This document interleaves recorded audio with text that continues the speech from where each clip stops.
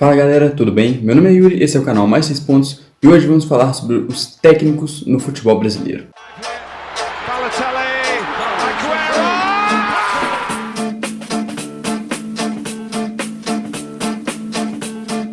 Bom, nesse vídeo eu irei falar um pouco sobre por que os trabalhos dos treinadores aqui no Brasil são tão criticados, são tão curtos e têm tanta pouca qualidade.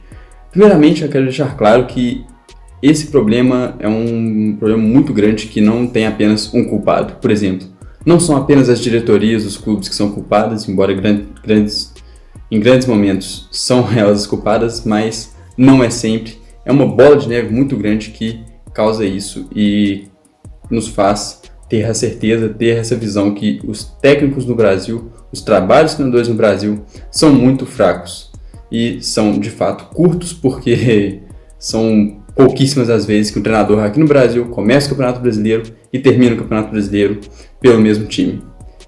Enfim, primeiramente eu vou apontar aqui três culpados nisso, três lados que têm culpa nessas relações.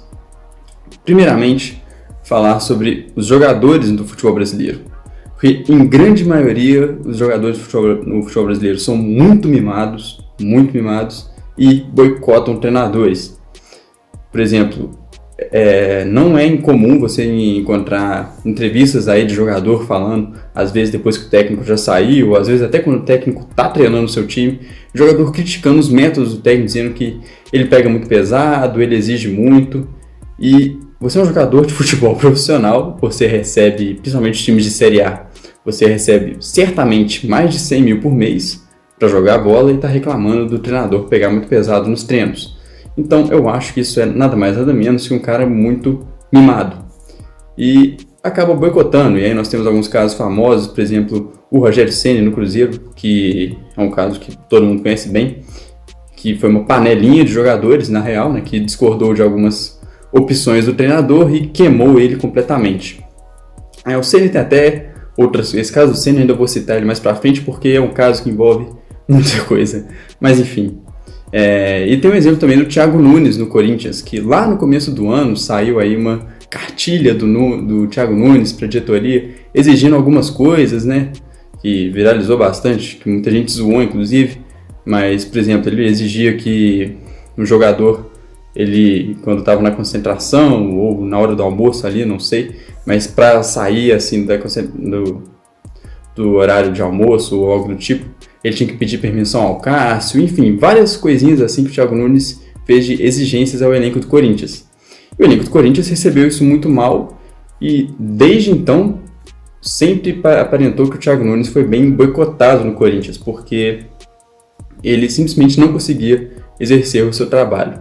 Enfim, tem vários dos casos, mas esses são alguns casos recentes que eu quis pontuar nesse momento. E isso em relação aos jogadores, obviamente a diretoria sempre ajuda essa culpa dos jogadores, porque elas percebem, a diretoria sabe quem é o verdadeiro culpado, a diretoria sempre sabe quando o jogador está boicotando o treinador, porém, na maioria das vezes a diretoria é omissa e fraca e opta por trocar o treinador. O outro ponto, os segundos culpados aí podemos dizer, é obviamente os próprios treinadores. Porque a classe, digamos assim, de treinadores aqui no Brasil, ela é muito ruim. Obviamente tem alguns bons treinadores, mas tem muitos treinadores muito ruins. E isso acaba que é difícil, você simplesmente não consegue ver que o treinador vai conseguir fazer muita coisa além daquilo. E são treinadores, e nesse caso eu falo daqueles treinadores ruins mesmo, que são aqueles caras que terão 3, às vezes até 4 times em apenas um ano. E são caras que você simplesmente sabe que ele não vai entregar mais do que aquilo. Então, você não tem outra coisa a fazer a não ser demiti-lo. E citando alguns casos alguns casos recentes aí, por exemplo. Tem o Ney Franco no Cruzeiro, que não durou quase nada, porém todo mundo sabia que ele era ruim, então era óbvio que ele não ia fazer nada demais no Cruzeiro. Então, ele foi demitido. Tem o Autuori no Botafogo, que já deve fazer mais de 10 anos que não fazia um trabalho bom. Então, você já sabia que ele não ia conseguir entregar o que o Botafogo precisava nessa temporada.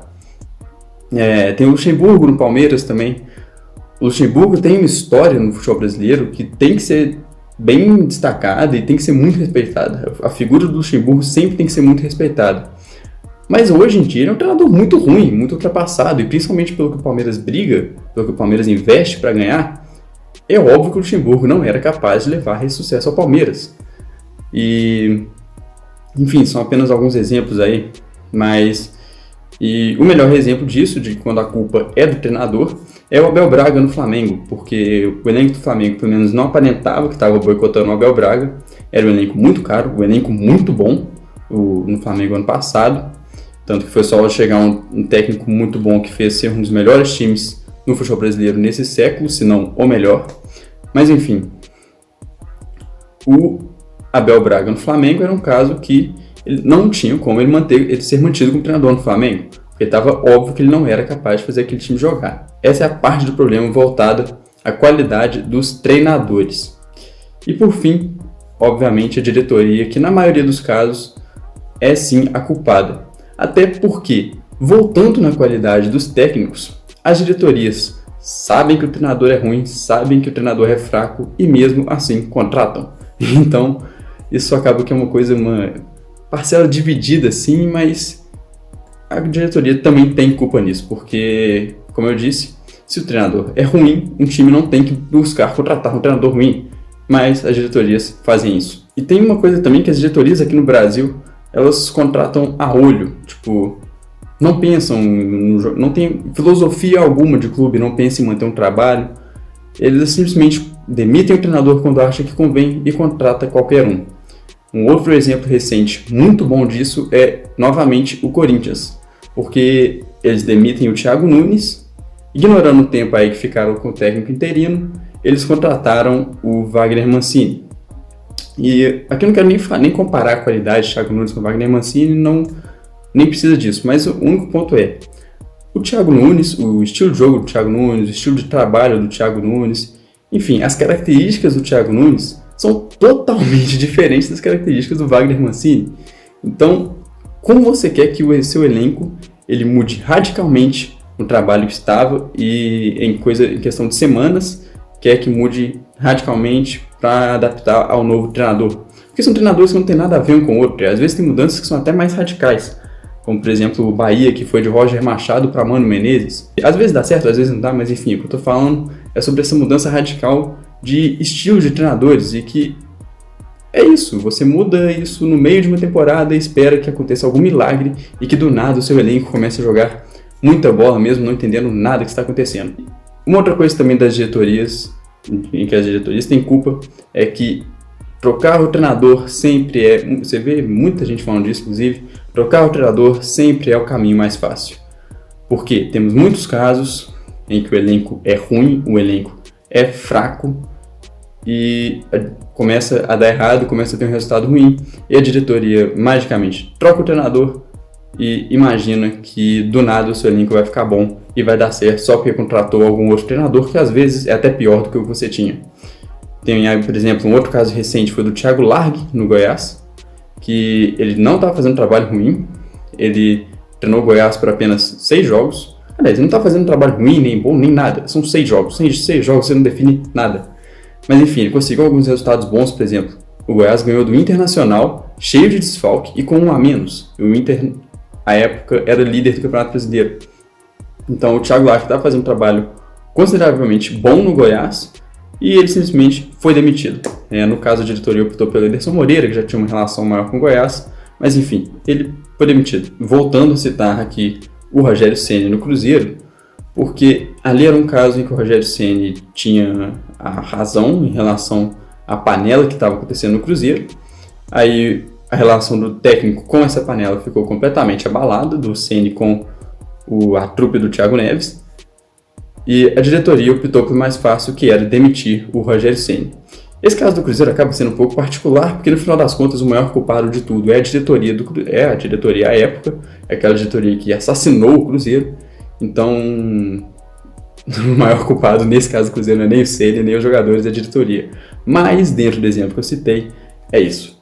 Em que a diretoria opta pelo caminho mais fácil, que é treinar, que é trocar o treinador ao invés de ver os reais problemas. E o real problema do Cruzeiro, pelo menos em campo, era a panela daqueles jogadores ali. Tem muitos casos também que a diretoria simplesmente não dá suporte algum para o trabalho do treinador, como por exemplo, não contrata os jogadores que o treinador quer, não consegue montar um elenco que seja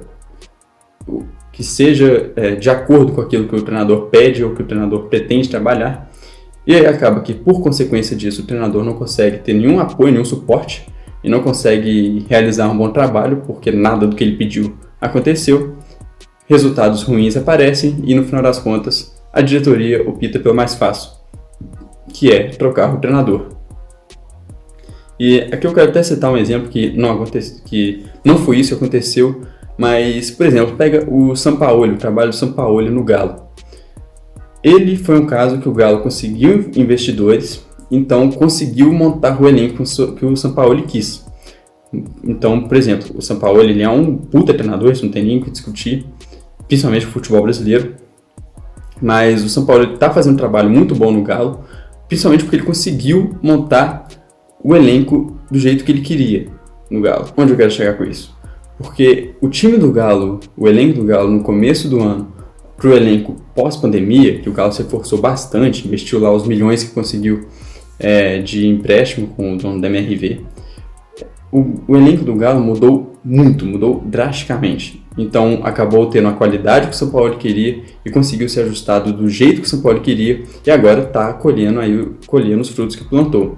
Mas supondo que o Galo apenas contratasse o São Paulo e não desse esse suporte para ele, eu realmente não consigo imaginar que com o time que o Galo tinha no começo do ano, aquele time que perdeu para o União Santa Fé e para o Afogados na Copa do Brasil, eu simplesmente não consigo crer que aquele time conseguiria estar tão bem assim, mesmo com o treinador do nível do São Paulo.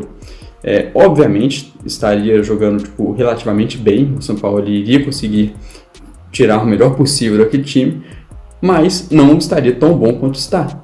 E dependendo se por um acaso o São Paulo acabasse tendo uma sequência ruim com aquele elenco do Galo que era muito fraco, sabe-se lá, até mesmo a diretoria não demitiria ele.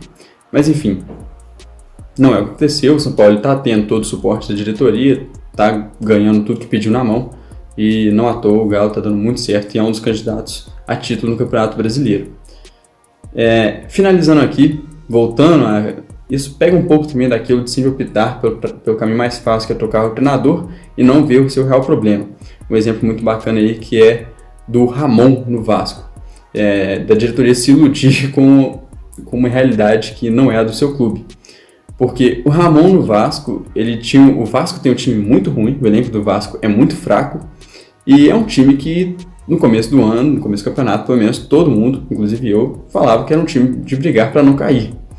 Aí o Ramon, ele começa o Campeonato Brasileiro muito bem, ganha os 3 primeiros jogos, e depois o rendimento foi caindo, porque isso era óbvio que ia acontecer, porque o time do Vasco não é um time de brigar lá em cima no Campeonato Brasileiro. Então o rendimento do Vasco caiu, começou a ter sequência ruim, e com isso, então, a diretoria ignorou completamente a realidade. A diretoria achou que a realidade do Vasco era os 3 primeiros jogos, e não o resto. Então ignorou completamente a realidade do seu clube, ignorou que seu elenco é muito fraco e demitiu o Ramon, que é um técnico jovem e tem muito potencial, inclusive. E óbvio que o Ramon também tem culpa no Vasco cair o rendimento, isso não tem como negar. Agora, não era caso para ser demitido, porque simplesmente a realidade do Vasco o treinador vai conseguir realizar um bom trabalho se ficar na Série A, e é isso. Mas, enfim, esse caso do Ramon no Vasco também é um belo exemplo de como as diretorias erram ao gerir futebol. Finalizando então, essa questão dos trabalhos dos treinadores no Brasil é uma bola de neve muito enorme e isso não vai mudar. Os técnicos estrangeiros vão continuar dominando o futebol brasileiro, porque, por exemplo, o Jorge Jesus era um treinador que para a Europa já estava ultrapassado de certo modo e nunca foi um treinador dos tops na Europa, sempre foi um treinador no máximo bom, ou teve algumas temporadas em que ele foi muito bem com o Benfica, conseguindo chegar a alguns vices na Liga Europa e tal. O Jorge Jesus, ele vem para o Brasil, em um ano de trabalho ele consegue montar um dos melhores times que o Brasil viu nesse século, se não o melhor.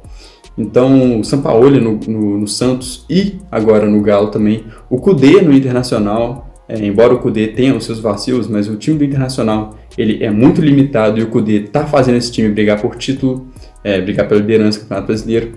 Então, os técnicos estrangeiros eles vão dominar o futebol brasileiro enquanto tudo isso ficar ocorrendo aqui. Então, o que mais tem que mudar aqui é a maneira em que as diretorias veem futebol, não sabem gerir de maneira alguma o seu time.